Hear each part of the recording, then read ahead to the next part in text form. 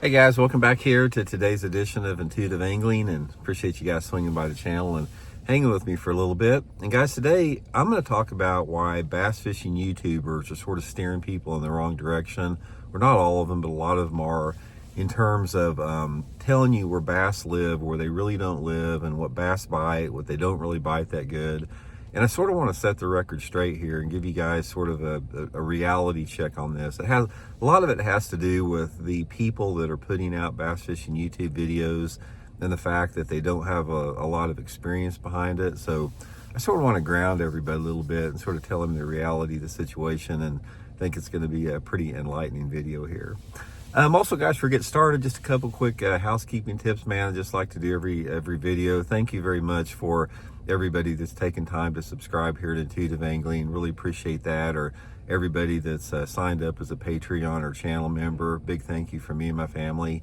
And also, guys, thank you very much for everybody that has been using and bookmarking my Tackle Warehouse link for your tackle purchases. I know you get tired of hearing that, but man, if you like the content here on the channel and you want to support the channel, just go to my link in my channel description, click on Tackle Warehouse link, and that's my personal link to Tackle Warehouse. And if you use that, the channel gets a small percentage of anything you buy commission wise. It's not a lot, but it adds up. So thank you very much for that. Appreciate it. Okay, one of the things that I've ever since I've got into this bass fishing YouTube world, I pay attention a lot to other channels and, competitors and that type of stuff. And I'm not saying this as a blanket statement, because there are some really good channels out there that are really info packed, but there's a lot of channels, bass fishing channels out there that are not telling you the truth in terms of the reality of the situation. And the reason they do that is, if you pay attention to the subtleties of what a lot of these bass fishing YouTubers do, it's basically copycat material. And a good way to tell about this is if you have a bass fishing YouTuber that does not have a lot of tournament background to them, or they may or may not have a lot of tournament success, but a lot of tournament background.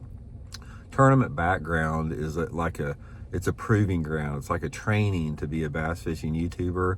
So one of the things you can do to discern the reality of the situation, and again, this is not a blanket statement, it's the majority, but there are some exceptions, is that if you have somebody that is not a well-known tournament angler in bass fishing YouTube, just sort of take it for a grain of salt what they say. And because what a lot of them do is there is a lot of bass fishing YouTubers, some that you probably watch that you probably wouldn't suspect, that what they do is this is how they put their videos out. They'll go over and they'll surf YouTube channels like mine, or Jacob Wheeler, or Matt Steffen, or Johnny Schultz, or other guys that have a lot of tournament experience behind it, and they'll get story ideas, and they'll try to take the meat and potatoes of like what we're talking about, and they'll try to twist it and spin it into something that does not seem like straight up plagiarism.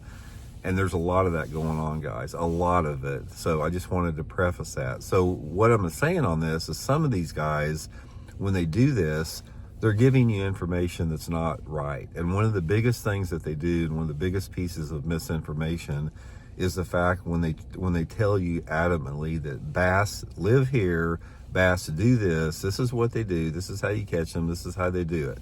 Now, one of the things you'll notice, that if you watch a lot of my videos, I'm pretty adamant about what I feel about bass do and where they're at and bass behavior.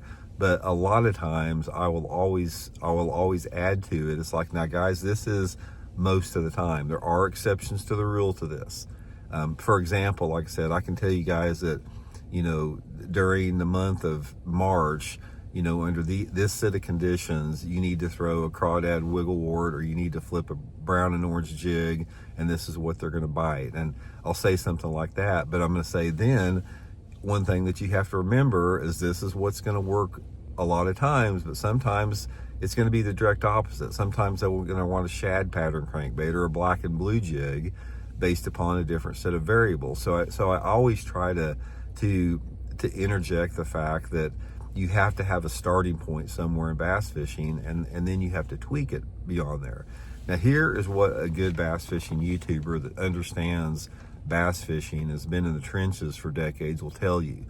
Let's say, for example, let me just throw a certain scenario out. Let's say that it's summertime bass fishing, and we're up in a stained water arm of a lake. Say the water visibility is like, 2 foot or something, or a foot, 12 inches visibility. And we got lay down trees and stumps in the water, really good bass fishing habitat.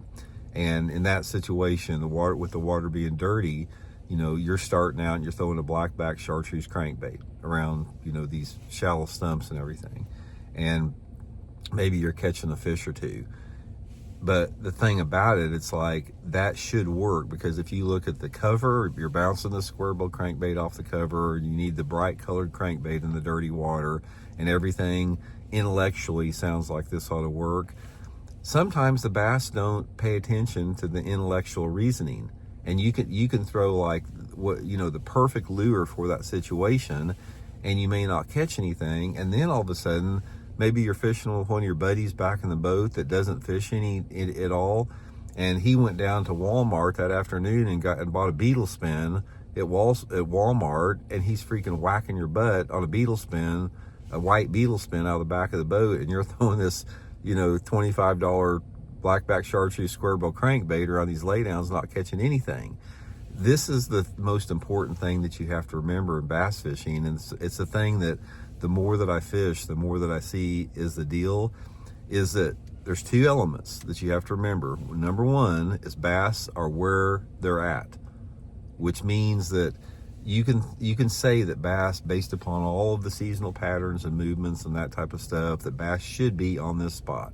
If it's winter time, bass should be on this deep main lake point, or whatever like that. If it's a bright sunny day and you're in Florida and you got this big, beautiful lily pad field, bass ought to be tucked in the shade of that lily pad, and you can catch them flipping lily pads.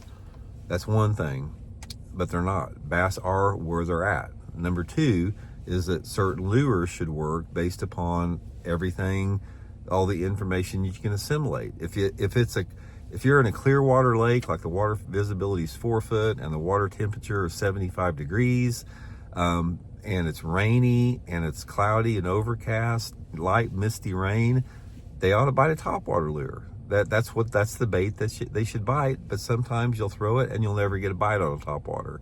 So bass are the mood and the personality of the bass, which is a mystery to us, is going to dictate the lure technique, the lure color, the lure size, and the lure profile that the bass want. Bass are going to bite what they want to bite. And you can intellectualize that they should want a certain thing, but sometimes that's not the case. So given that, number 1, bass are where they're at. Number 2, bass are going to bite what they want to bite. That is what throws this unknown into the fishing. And a good bass fishing YouTuber will tell you that. They will say, look, most of the time, not all the time, the bass should be biting this topwater lure under this condition, and they should be right here. Or if it's winter time, bass should be living right here. But there's always exceptions to the rule. And those exceptions to the rule are the mysterious, unknown aspect of bass fishing that we need to have in the sport. And a good bass fishing, teacher will also tell you that a lot of times we just don't know, and that's okay if you don't know. So don't really, pay that much attention, to guys that have absolutes that don't have a lot of a fishing experience. I mean, I can give you some absolutes. It's like without a doubt, there are some absolutes in bass fishing, that there are very exceptions to the rule. There's very few exceptions to the rule. And the only way that you really know that with confidence is by fishing for decades and decades and decades and seeing the reproducible results you get with that. But there are elements of fishing out there that are sort of unknown with that. Another thing with that is bass. One of the things before I wrap this up here, bass, one of the things that I have noticed about bass fishing is it's always changing in terms of where the bass live and what they want to bite.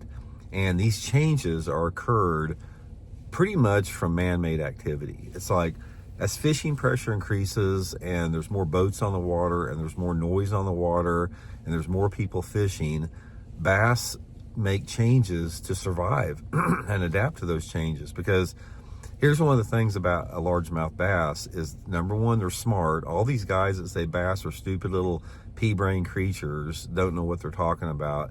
Bass have been on this planet for 3 million years. The largemouth lineage has.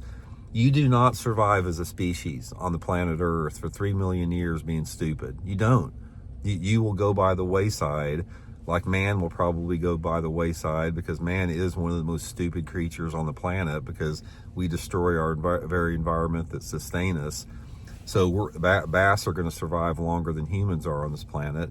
But given that, bass learn quick, they fail quick, and they learn quick, and they don't make the same mistake. So when a bass, hears all these increased electronic pings in the water, trolling motor noise in the water, outboard noise water, they hear people fishing, they hear the audible above them like that, they change their behavior. They change where they live, they change the lures that they bite. They're constantly in this state of evolution of survival. So that's one of the things about bass fishing you have to realize, is they're constantly doing different stuff, and they're constantly changing to their environment, which makes it very challenging for the bass angler. So anyway, guys, just a few random thoughts. I'm getting ready to get here in the gym and get working out a little bit. Hope you guys have a good day, and we'll check in later.